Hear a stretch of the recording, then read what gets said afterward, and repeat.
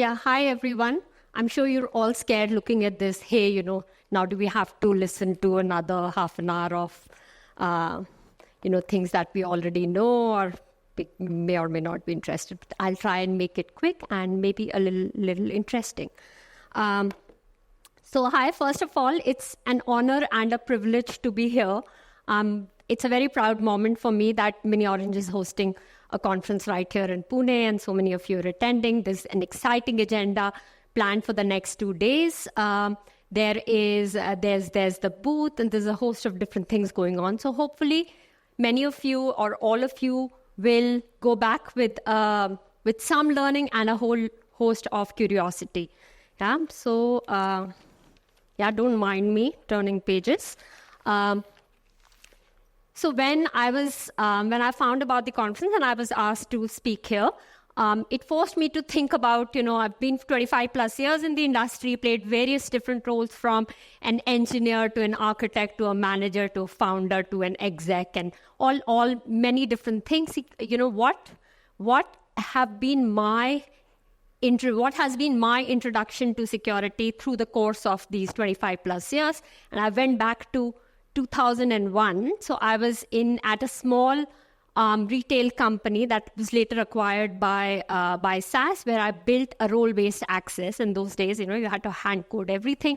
It was the humble beginnings of object-oriented programming. Then I went in 2003. I was at another transportation logistics company where we built, shipping products for large warehouses, etc. And there I implemented a user management system where the identity provider was LDAP, and that integrated, a host of different products. That was 2003, 2005. I was at another company which had markdown optimization products sold to large retailers. This is all in Boston. There was my first introduction to single sign-on, and the first task I was given was, here's a session, a user enters a URL, they should be allowed to get in without entering a password. I also implemented, that was the first time I saw what a pen test looks like, because this company sold to large retailers. They had to make sure that their product was secure. So the moment I entered, I'm very young, I'm given a report to say, here's a report, implement these findings. And then I went on to implement a password management system, which had, account lockouts, password policies, etc. there. Those were all different products that, the retail and logistics products that I was with. From there in 2007, I joined RSA Security, and then I was in the security realm of building secure products. And while at RSA, it was my first introduction to what an OTP is, and I was quite kicked when I first received an OTP on my phone very many years ago. Found out that the whole system that powers OTP is like less than 100 lines of code. I was introduced to SIM. We had voice authentication. We had a product on apply authentication manager on an appliance, etc. And then, then Mini Orange was built way back into 2012, 2013 timeframe. And then, a lot of the learnings were coming together in terms of building strong authentication, fraud prevention, IDP, single sign-on, and how to make it more ready for a wider range of customers and to listen to customers, etc. Then I went on to Credit Suisse, now UBS, where I looked at the other side of things, which is how important is data. What does confidentiality mean? How to bring security to large enterprise systems? The importance of regulations and compliances and the role that they play right now.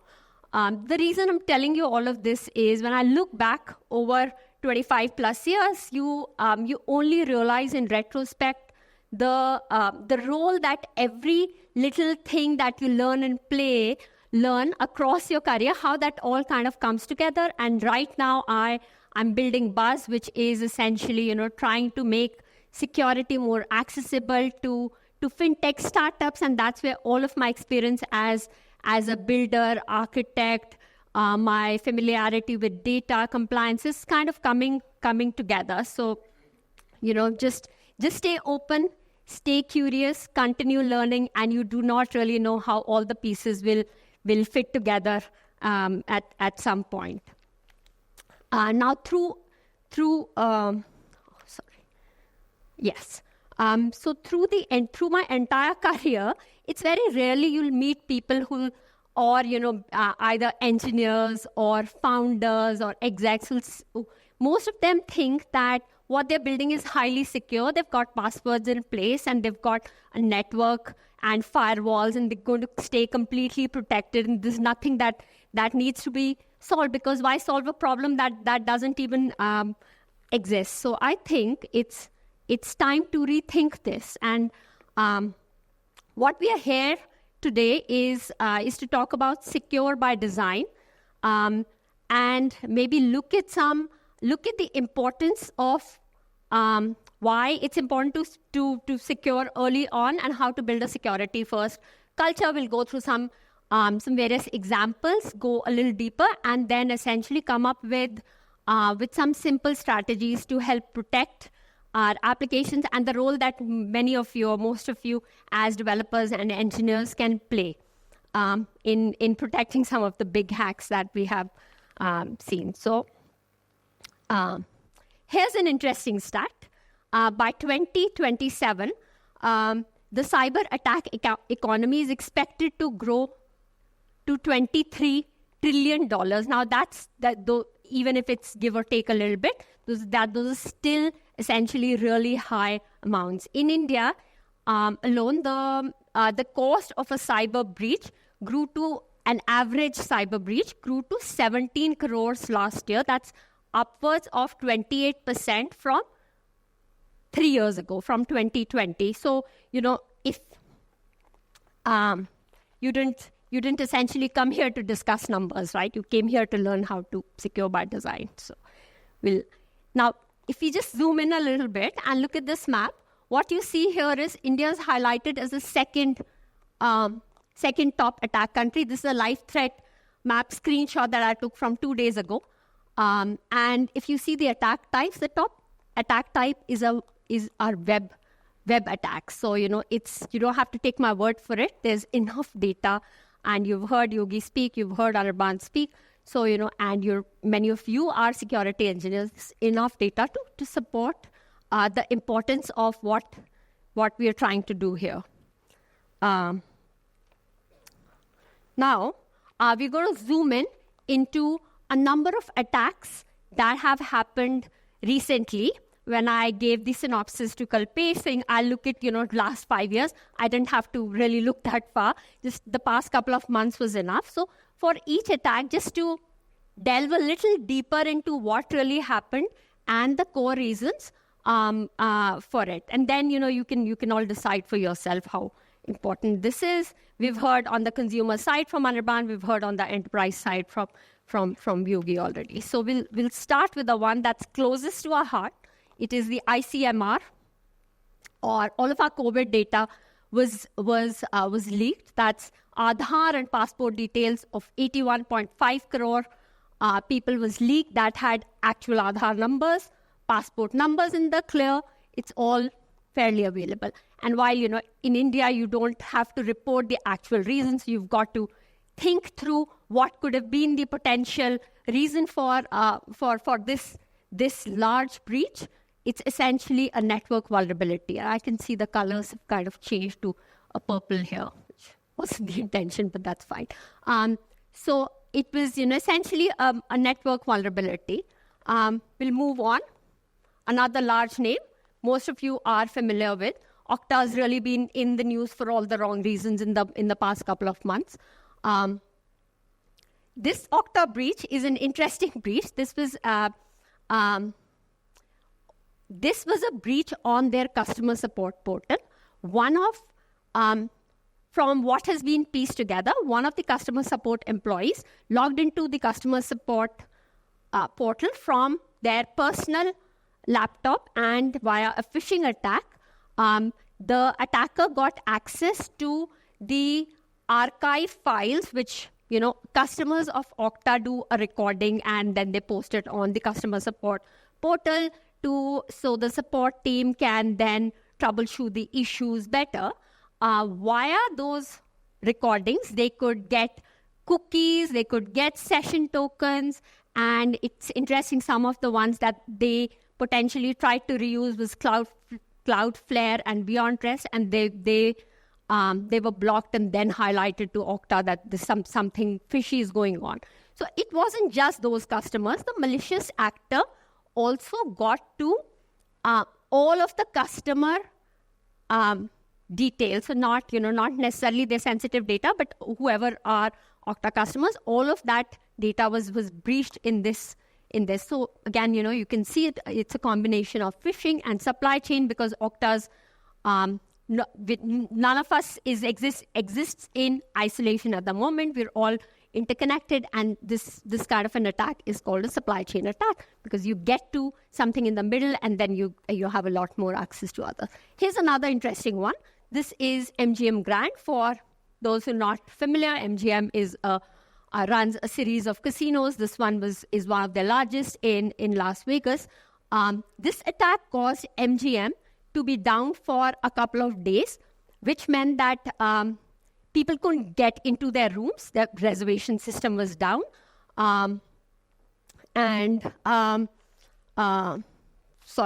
No access keys, and there was chaos. They're causing them to lose over $100 million. And that's just the beginning. The loss from, and of course, the casino functionality was down. There's no slot machines and everything else. The reason was, someone called the customer support for MGM, reset their MFA by pretending to be someone else, one of the admins. That gave them access to the IDP system. That then, because of the way it was configured, allowed access to their Azure cloud network, MGM's Azure cloud network, causing havoc. So they could then get in and bring all the systems down. So again, another example of social engineering and supply chain. So we move on. Another very large attack over the past year is Progress Software's MOVEit file service. So they provide file transfer services and are used across governments, financial institutions, transportation, energy, banks. They're very, very prevalent, have around 100,000 customers globally.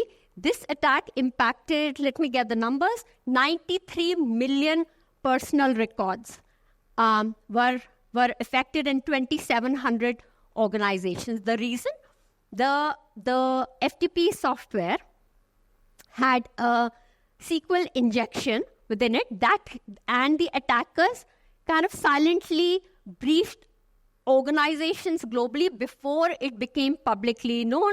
So by the time the world came to know about it, they were all already present in those in those enterprises. The impact of this was, I'm sure, will continue to be felt for a number of months, and it's quite likely that there are still there's still organizations that haven't fully patched their systems. SQL injection and supply chain. So I'm sure you piecing it all together, saying what's been the more prevalent threats over the past year. 23andMe is another example. 23andMe is a genetic testing company that has records of, you could do your genetic test and then share it with relatives, etc. That was breached a couple of months ago, affected 6.9 million profiles. And the attack type was a brute force password, because most of us reuse our passwords everywhere. Someone got a hang of it. They ran a brute force attack against this. And because of the way 23andMe is set up, a single account leads to many more accounts, connected accounts, as a result causing a breach this large. Okay, we'll move on. Another interesting one, Mixin. Mixin is a crypto wallet and a crypto trading platform. I think somewhere Hong Kong or Singapore, one of those areas. They suffered, their ledger was less by $200 million because the hackers got to their cloud database. Now, if anyone who's dealt with any kind of, you're close to any form of DLT, you'll understand that isn't this supposed to be decentralized? Yeah, what's a cloud single database doing here? But or just beware next time you sign up to a Web3 account or a crypto wallet, it could all go away fairly quickly. And this was the database that was linked to their hot wallets, which essentially means that it's all readily available. And sorry, I lost my train of thought. So the attack type, network breach, and everything stored in a database. This is a more recent one. Twitter. SEC is Securities and Exchange Commission. Earlier this year, SEC's account on Twitter was hacked, and a message published there saying, SEC is granted approval to Ethereum ETF. And this is around the time when Twitter faced a series of similar attacks around, around various crypto providers, etc., where the hackers played various ads from crypto providers. But this was interesting because it is the SEC. SEC apparently had they had disabled their MFA a few months ago, and the attackers called the cell phone company and did a SIM swap on their by moving it to their particular. They tricked the company, got hold of the account number, and then because of the way Twitter was set up, they could log in via the phone number SEC's phone number that they now had hold of, and could go in, reset the password, post whatever message that they wanted. Yeah, again a SIM swap and no MFA. The next one is again closer to our hearts. Is AIMS. AIMS suffered a massive breach. This is a little while back, but 1.3 terabyte of data on the AIMS servers was encrypted, and all of their patient services, their health records, their outpatient services, everything was impacted as a result. And 3 to 4 crore patients were data for 3 to 4 crore patients was compromised. The reason they say is a network segmentation, and I read in one of the news articles that said, network designed by doctors.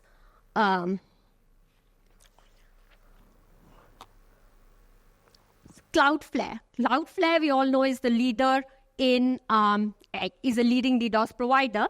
They faced a massive DDoS breach last year, along with Google, Amazon, everyone. And the attacks reached 300 million requests per second.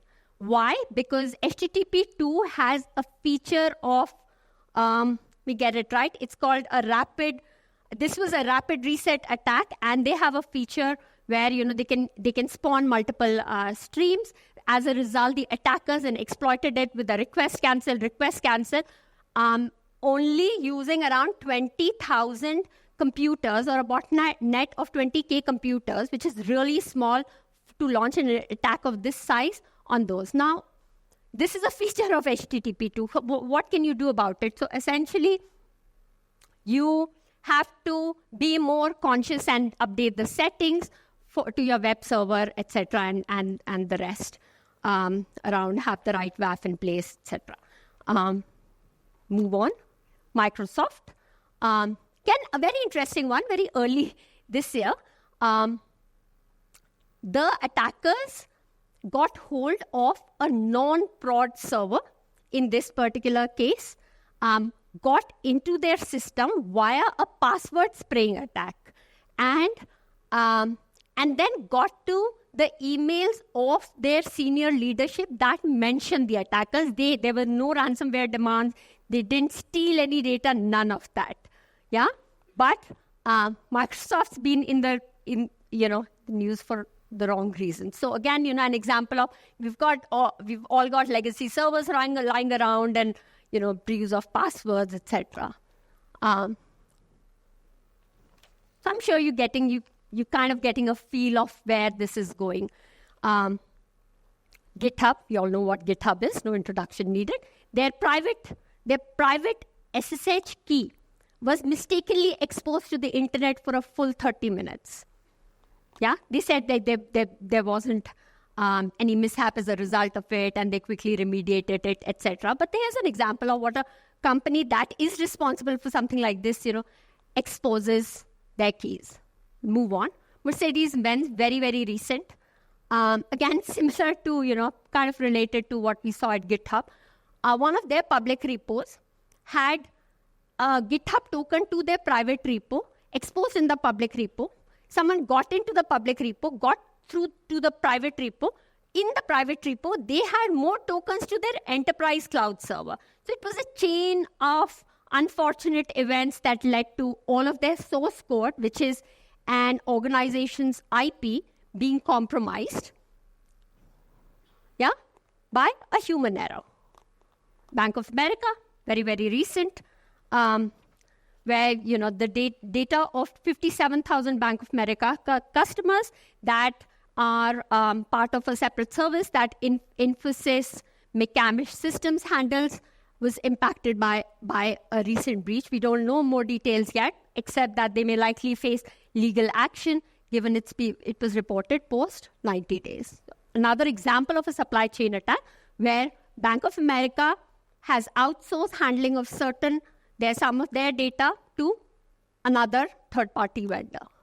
And here is, I'll sum it up here, is this is called the mother of all breaches. Someone painstakingly got through all the attacks that have happened in the recent past, organized it into a very searchable index database, 26 billion accounts from the past, and maybe some new are available online. So you don't have to go here and here and here to check. It's all nicely organized as a data as aggregated data. That's how you put it all together. Okay, well, that's a handful of attacks that you just saw. I'm sure it doesn't cover all. It's probably the ones that are more publicly available and companies that have come forward or have been forced by government regulations to report them. But some reports say there's a cyber attack every 39 seconds. Even if it's not 39 seconds, it's almost scary to the levels at which things are happening at the moment. Yeah, these are some of the attack vectors that we covered. What you noticed in the past, couple of slides when we looked at some of the major attacks is there's usually no one single vector that's exploited. It's usually a combination of one or two things that work in tandem. You saw phishing with supply chain. You saw lack of MFA with network. So, there's many social engineering attacks. There's insider threats, there's SQL injection, there's ransomware, there's DDoS, network segmentation, and so on and so forth. So most of the time, it won't work. It doesn't work in isolation. It's a combination of a few vulnerabilities that are exploited, like Arman said, could be on the human side, could be on the enterprise side of things. Now, the attacks look sophisticated. And you probably are here to then ask, okay, then, the attacks are sophisticated.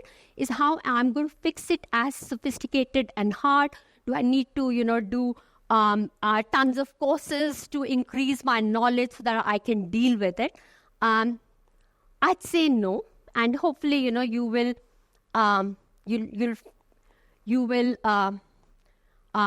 enter secure by design. You'll figure out, how can we deal with these better. So and someone asks this question, this needs to be done, but you go to your management and they're like, oh yeah, there's deadlines to meet. This isn't a priority right now. We'll fix it when a breach happens. I don't have budget for this, and so on and so forth. And I don't have the skills. The worst is we'll deal with it when there's a breach. We're too small. No one cares about us. But there is, something went missing here. But it's really not that hard to start thinking about security from the start. So we'll look at a couple of attack types, and then also what can we as engineers do to deal with them. And hopefully, maybe it's quite basic for many of you, but in my career seen, and from the attacks we saw, it's only the basics that get overlooked and they lead to much bigger ramifications. So, taking care of the basics, the easy stuff, however easy that sounds and is not flashy, will get you through 80% of the way. While you can't reduce your risk to zero, you can absolutely minimize it. So SQL injection. SQL injection was discovered over 20 years ago, and it still continues to be in the top 10 in the OWASP list. For the uninitiated, SQL injection is where an attacker can directly get to your database. And I won't go into the details of this, it'll be too boring, but you get the point. How does an attacker get into? Some of the entry points would be your input text or an input box at a very minimum. And so how are you going to prevent it? You have the right, you have the right input validation, my friend. And you use parameterized queries. Don't just take any input and concatenate it to a query go to fire. And of course, have a list of whitelisted allowed values. That will get you through most of your SQL injection vulnerabilities. Next is your indirect object reference, IDOR. And if you look at these two queries here, when you write an API like this, it's fairly simple for you to fetch data, and so is for malicious actors. Easy for you, easy for them. So what are we doing here? We're trying to get, you have your customer number and the file names exposed. It's exposing a lot of information to the attackers. You can iterate through the customer numbers, and you've got an idea of the files that are stored there. And sometimes, you can figure out and do like some kind of a sequential attack. Again, the reason here is it's an access control. You protect them via an access control, not via input validation. You avoid direct object references, and of course, try and use GUIDs and not your actual customer number. Moving on, cross-site scripting. Again, been around for as long as scripting's been around and browsers have been around for over 2.5 decades. Now, what is cross-site scripting is when a malicious script is executed in your browser. It can be executed when you load it. It could be stored, and it could be on hyperlinks, etc. This picture shows a really nice picture.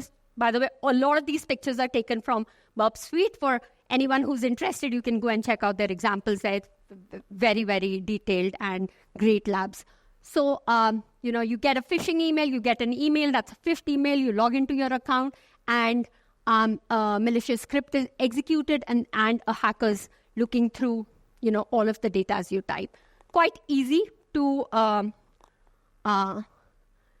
again remediate, do your input validation.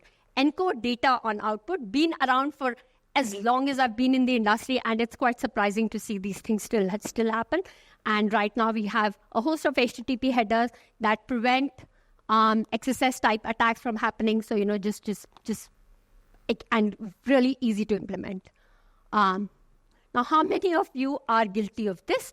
I know I am. When you try and set up a database or a WordPress server or your home router, how many times do we have the default username, and in many cases, unless we are forced, the default password out there? Postgres, admin root. Again, fairly simple and easy. What's the problem here?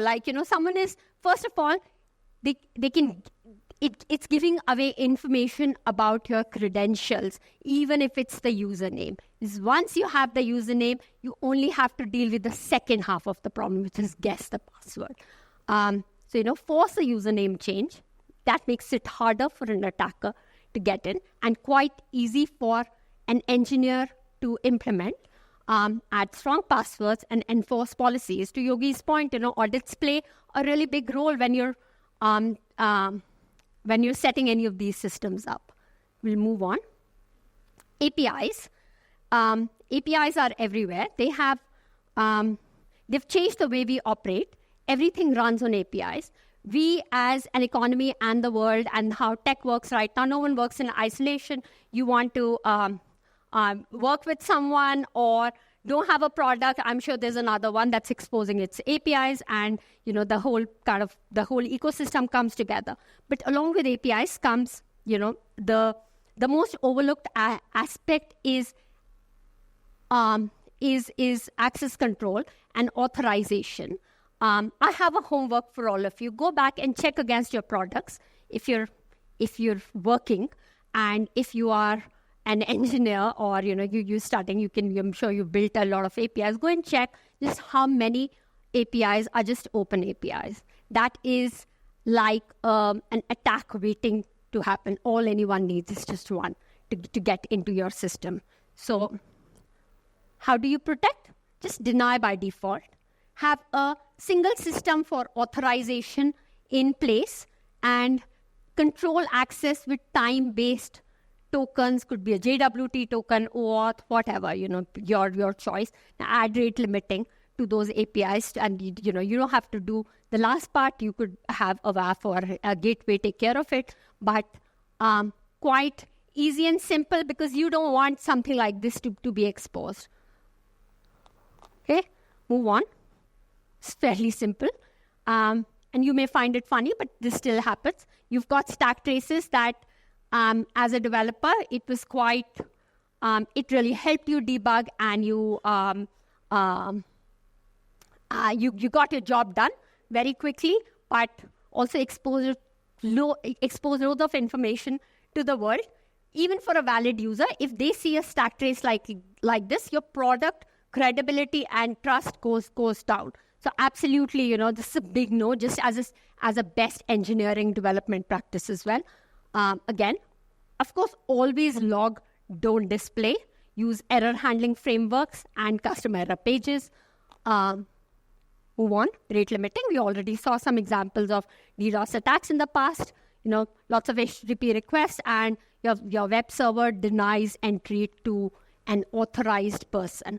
As a result, while there's a number of different ways to deal with it, like you could have rate limiting maintained at an API gateway, WAF, network firewalls, as a server developer or a service developer.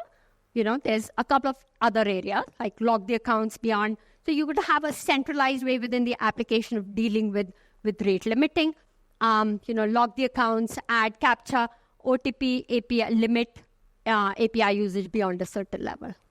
Sensitive data, a lot of, both Arman and Yogi brought it up, and we're all sure. We are all aware of this. You won't want your PAN card account numbers to be stored like this in anyone's database, right? So put yourself in the shoes of the user, whether you're application user, and make sure that you handle sensitive data as if it was your own. And the ways: encrypt your data, enforce access controls, so only legit users can get in and see it, and another very important but overlooked aspect, from regular data audits. You don't want dangling identities, don't want to make sure that someone who was given access to debug a prod incident continues to have access, etc. Extremely important. Everything that we're trying to do, we're trying to protect our identities, put access controls in there. We're trying to do it to protect our data. So assume that the data will be breached and put the necessary controls in place to protect it, including handling sensitive data appropriately. Access control, I think we've been through it before, but this is at a slightly different level. It talks about elevation of privilege.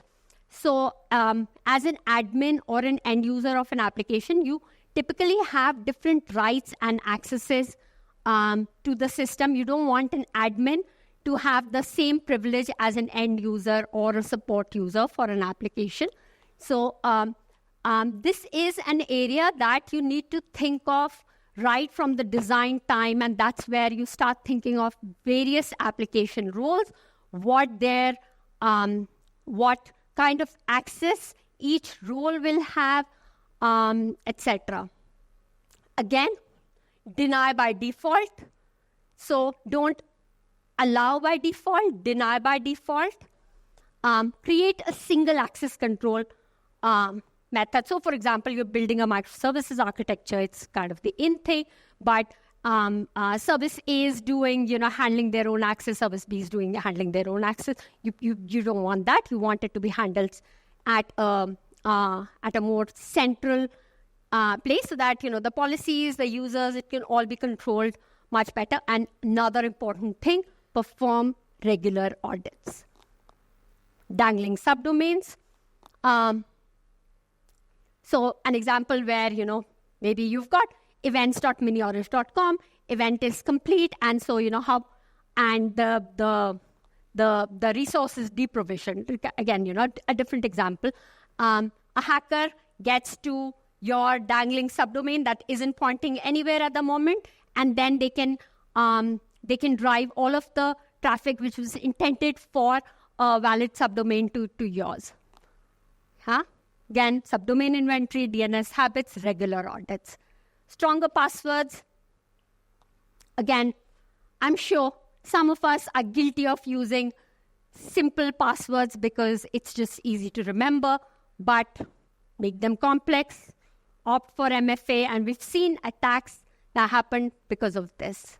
Network segmentation.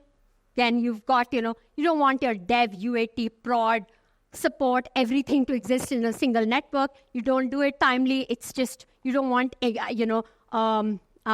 developer to look at customer accounts, etc. I don't have to explain to this group, the importance of network segmentation. You already saw a number of attacks caused because of this. Again, this is also an important aspect to remember when trying to deal with supply chain attacks, is isolate your critical systems.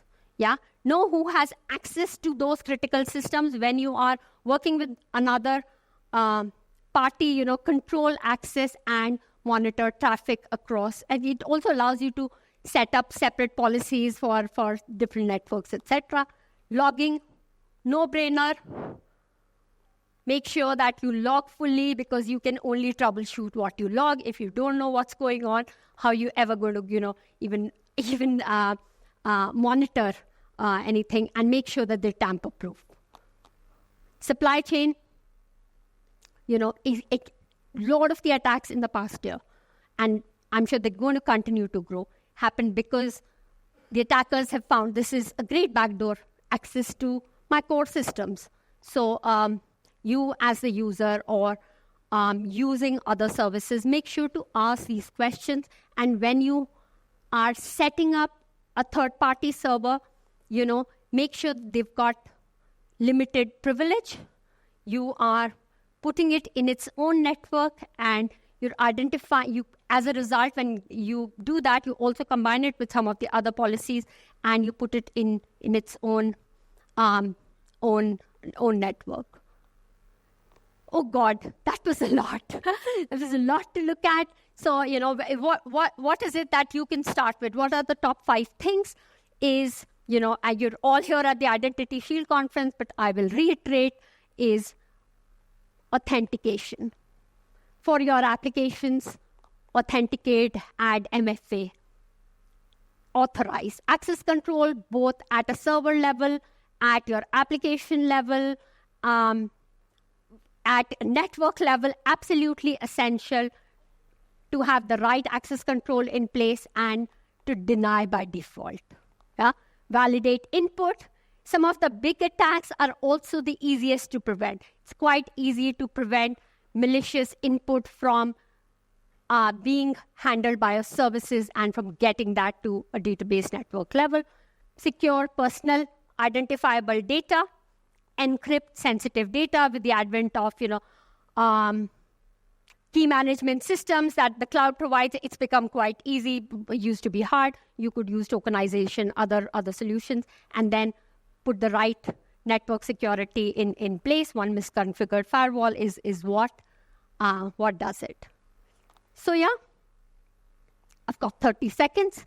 Looking ahead, so we've seen a lot of different types of attacks. We've seen what we can do to prevent them. The other big thing that happened the last year is LLMs and Gen AI is now everywhere. That is both a boon and a bane because, it gives us as security architects or developers, we've got a lot more control. We know what we can use it to our benefit in tracking attacks, etc. But also a lot of sophisticated phishing attacks, sophisticated scripting attacks are a result of that. And this, I think, is going to continue to grow. Third-party data breaches, again, very, very, they played a significant role. And now, once people realize the benefit of it, I think they'll continue to be a breach, a spike in third-party data breaches. The third is cybersecurity. While this is becoming more mainstream now versus a couple of years ago because of these large attacks that have happened. So it hopefully will transform from not just being an IT issue to being spoken about at a boardroom level. And we know that when things come from the top, the culture starts to change, and you will see a lot more an increase in security first culture. Identity and access management, that's your gateway. We'll see an increase in passwordless MFA because a lot of the attacks, are highlighting lack of MFA everywhere. And number 5, many of the attacks were nation-led or state-led operations, and they usually time it with large global events. This year, we've got at least 3 that I can think of. There's the India election, there's the US election, there's the Summer Olympics coming up, and that will, we will see that. So it's time early in the year to think about how we can protect it. And if, my friends, you're still on the fence and not ready to take it seriously, go check out Have I Been Pawned? Be surprised at where all your information exists. All you need to do is enter your email address and boom. I was mighty surprised. Thought, oh God, I opened this account 25 years ago. It's still there. Someone still has access to it. There were also cases where it wasn't salted. Plain text passwords are there in the open. And that's it. That's it for me. Thank you all for listening. And I hope you have a good 2 days.